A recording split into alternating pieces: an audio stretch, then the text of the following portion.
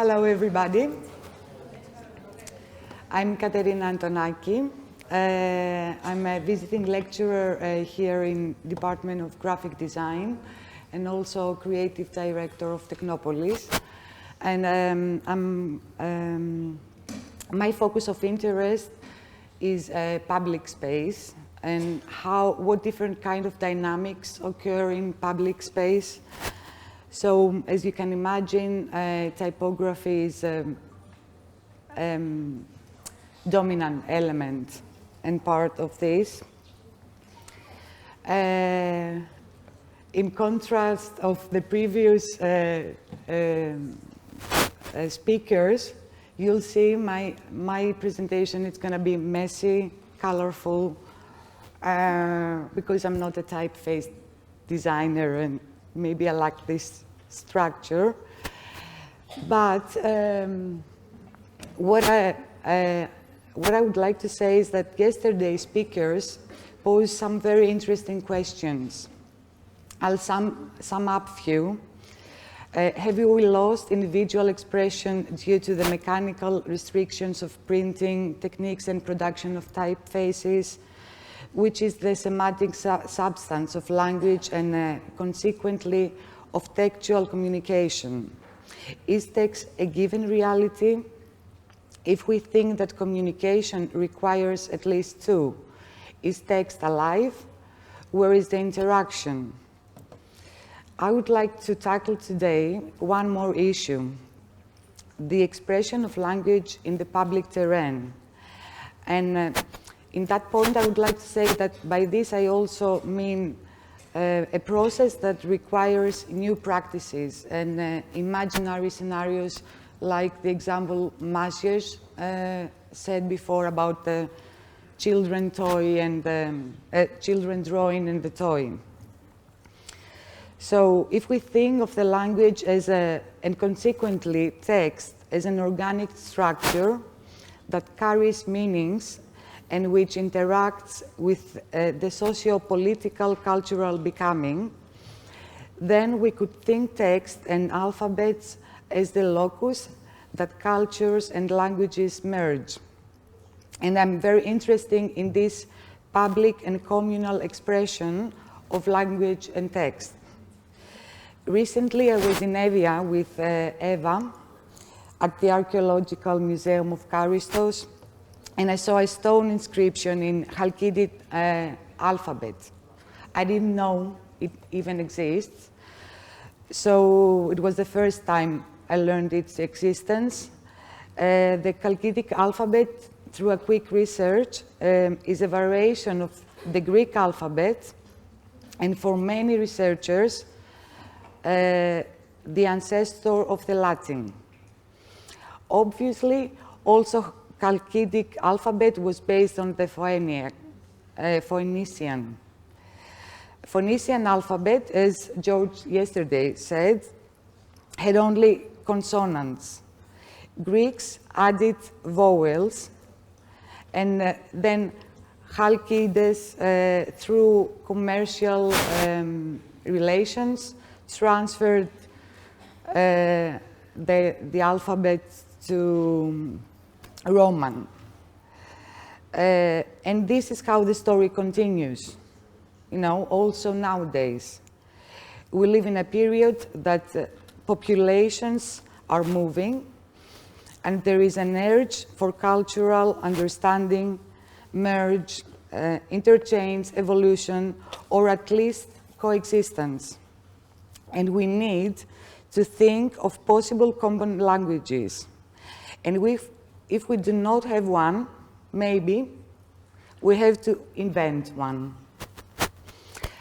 I will present you a collaborative project I did with Natasha Papa, a graphic designer, 4 years before, because after my visit to Evia, I thought it would be interesting to rethink it, basically not for its final outcomes, you'll see some, but for the thinking behind and its design process, especially if you think it through the perspective of language as an organic structure that creates space for inclusion and reconciliation rather than exclusion. Μπορείς να μου δώσεις το νερό?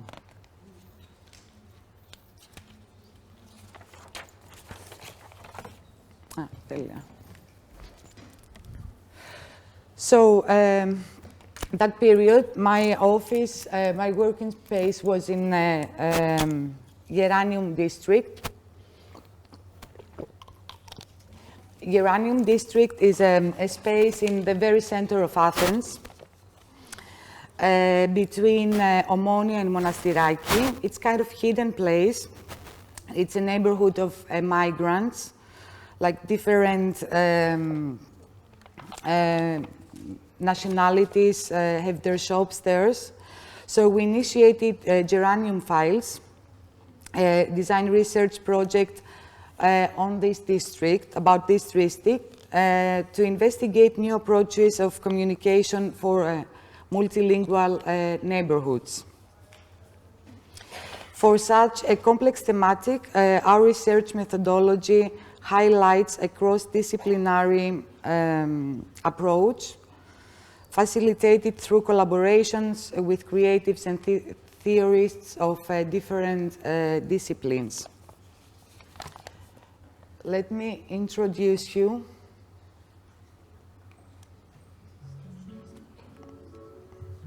Okay.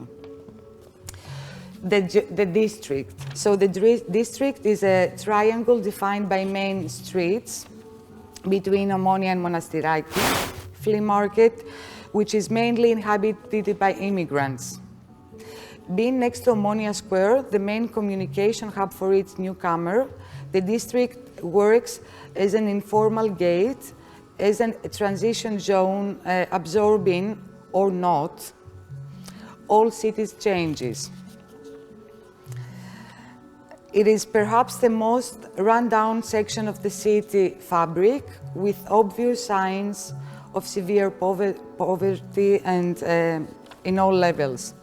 At the same time, is defined by significant landmarks like the City Hall, Varvakio Market. My name is Dr.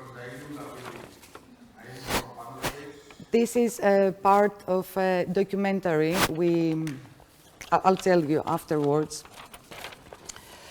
So, in that means, Geranium District works as a backyard of Athens, the new ghetto of Athens, as press lovers refers to it.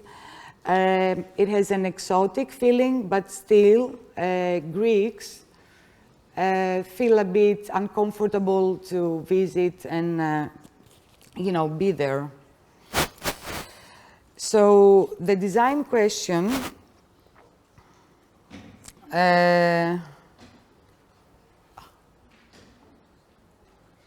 okay. The design question was designing for public space and multicultural communities. With this project, we wish to research and question how communication could be facilitated from the graphic design perspective, also bring into public dialogue issues related to multilingual neighborhoods and different cultures that coexist in the contemporary public space. Europe is confronted with radical change and its demographics, and it's a question how these new hybrid societies, in terms of cultural and language varieties and differences, will coexist without creating zones of exclusion. Our goal was to discuss this complex theme, elucidate the problematics, and challenge the implications of designing for public space and multicultural communities. And we were thinking design as a disruptive tool of existing perceptions, and design activism, cross-disciplinary collaboration, and open public dialogue were the our three main pillars of the process. And we were very interested in this aspect of design, like being a disruptive tool, because as Fogg points towards disruption, forms of activism are also attempts to disrupt existing paradigms of shared meaning, values, and propose to replace them with new ones.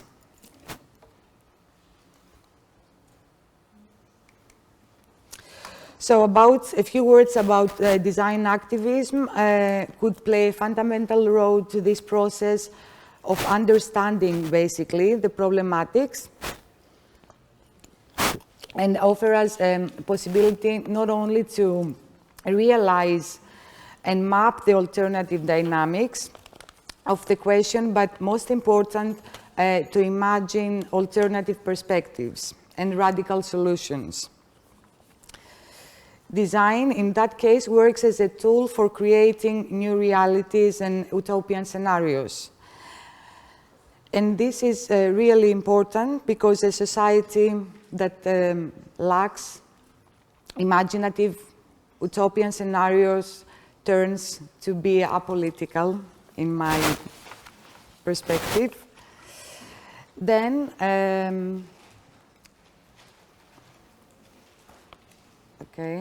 cross-disciplinary collaborative research. So we initiated a short and quick collaborations with, as I told you before, typeface designers, calligraphers, theorists,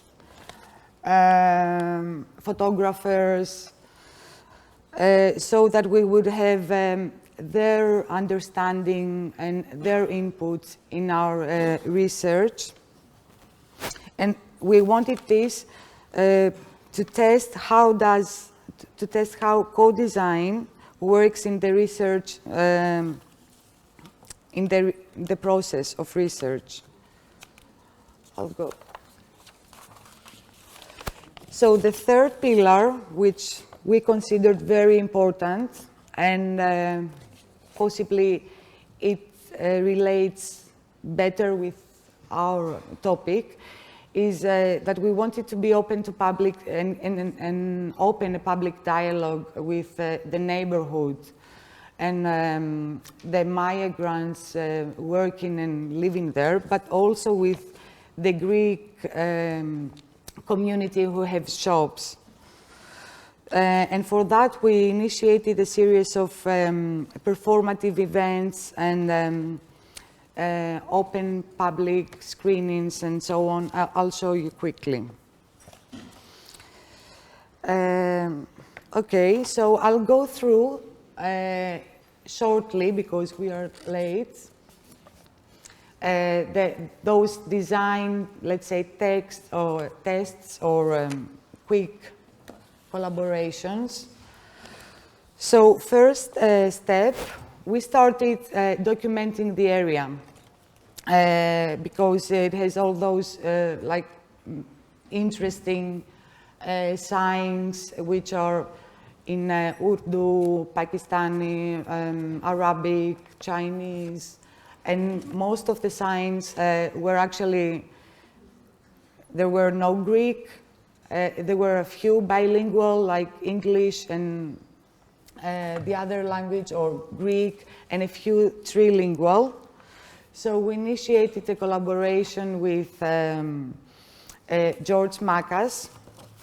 At this period, Makas was running his own project that was fitting in our project anyway, which was the archaeology of now. So our interests were pretty relevant, and we consider this collaboration more a visual journalism than a cartography of the typology of the sillage. Our approach was more documentation of the here and now than an aesthetic approach of the freeziness, of the exotic characteristics of the area. We were interested in the typography that creates an iconic language which highlights the cultural origins and differences. So typography was so apparent in this neighborhood and so dominant that could be described as a landmark in the way we understand it through the book of Learning from Las Vegas.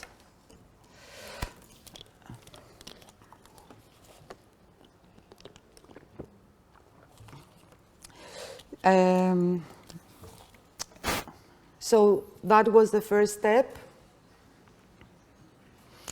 And then the second was based on this multiple, let's say, typography and languages used. At the beginning, we were thinking of kind of branding the area and advertising to the tourists like a touristic spot, like the exotic neighborhoods in Athens. But we gave up quite soon from this idea, and we moved on, or we were thinking of creating a signage system in the neighborhoods, like to be easier to navigate because it's a mess. But we quit it from this. And then we realized we were more interested, instead of advertising, to export and circulate its character outside the borders of the district through its own means. So we created, this poster, which is actually a joke. It's like, instead of "Welcome to Athens," it's we welcome Athens to the district, and we use its 4 languages like English, Greek, Urdu, and Bengali, which were the most dominant words. And then we created this blue bag. Blue plastic bag, is an element that, let's say, lower social groups hold to transfer stuff. So it was for us, a funny and the strongest element instead of designing fancy tote bags, or whatever. Then another collaboration we had was with Vasilis,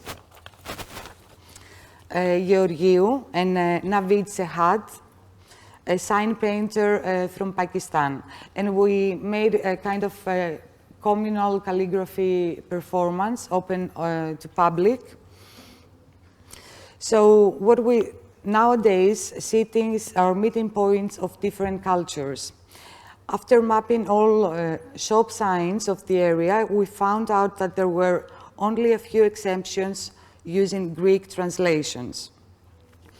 So what happens in the Athenian space, where there are hardly shop signs in Greek? The place of origin identifies a semantic system that constitutes common memory. Immigrants carry those sign systems with them and apply them to the new space, creating their comfort zones based on their familiar language, both visual and social, that facilitates them to make new connections with the current space. This is traced in the way they construct the signage of their shops, as you saw in the photos before, the color palette they use, even the composition of the signs, of course, the way they use the public space, or they organize the shops inside. So we kept wondering who designed all those handwritten shop signs. That was a really interesting element. There were no printed sites. Most of them were handwritten with a lot of personal character. And we found out, and we met Navid Sehat from Pakistan. So in this second collaboration, we invited Vasilis to a live typographic dialogue with Nevad. And after a few meetings we had together discussing about alphabet differences, composition issues, sign painting techniques, and so on. We opened that dialogue to the public. Here you can see,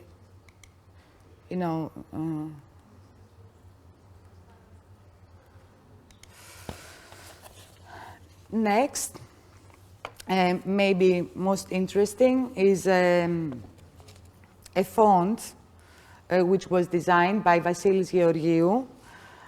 We asked him a first thought was to attempt to create a comfort zone for the Greeks that feel excluded from the area.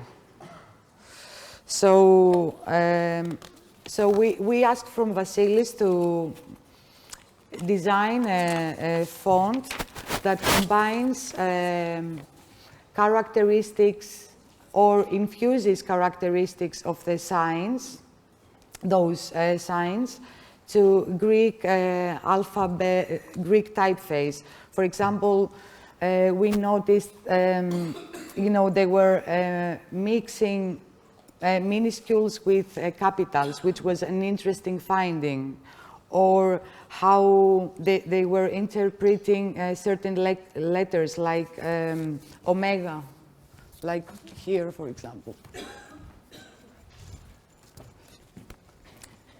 So, somebody would consider that those are mistakes, but still it's a proof how text and language is, a live structure. So Uranium file were designed.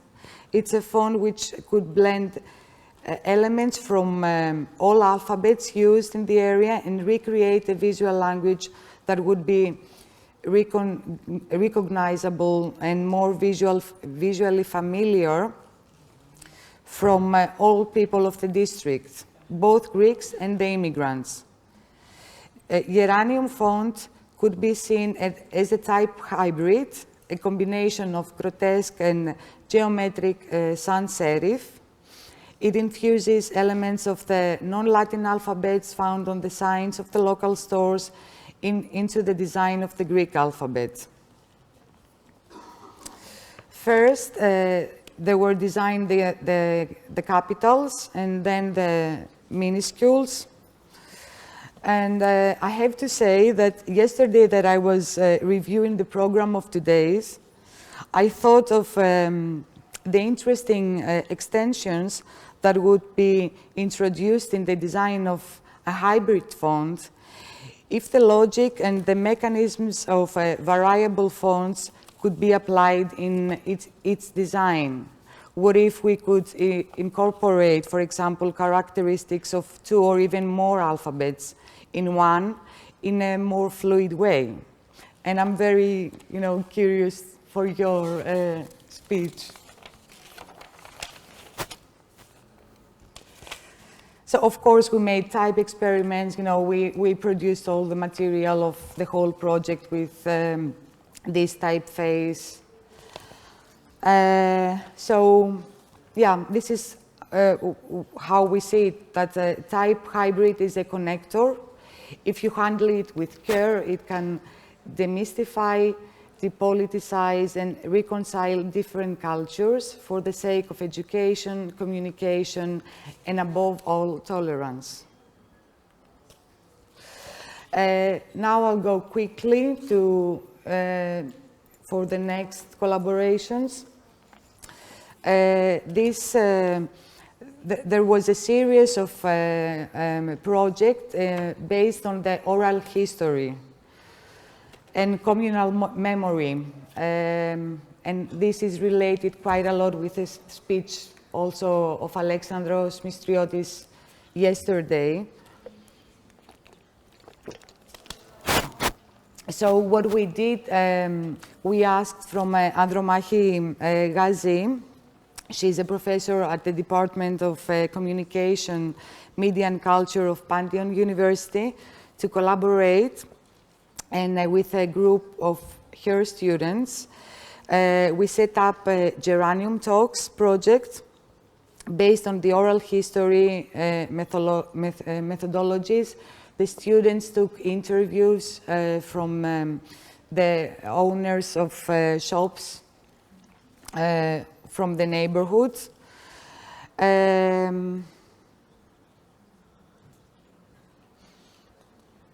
Okay, I won't explain more, I think, because we are late about this. I mean, it's a whole theory behind, you know, what kind of relations when are built in a neighborhood, for example, that there are so many different and variable languages are used. But to make it short, what we did was somehow we made public the quotes from the interview. So we printed A3s and we, you know, glue it quickly in the walls so people could pass and read different memories of the locals.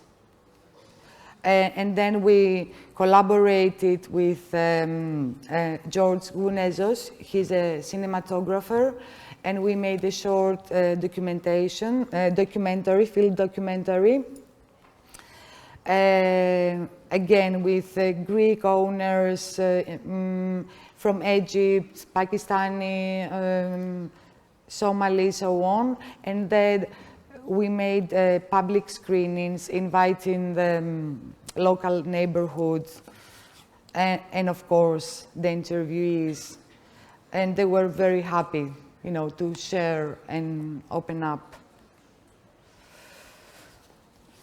Yeah, this is a metaphor, the last one. It says in Greek, Gerani, which is the name of the neighborhood, talks to you.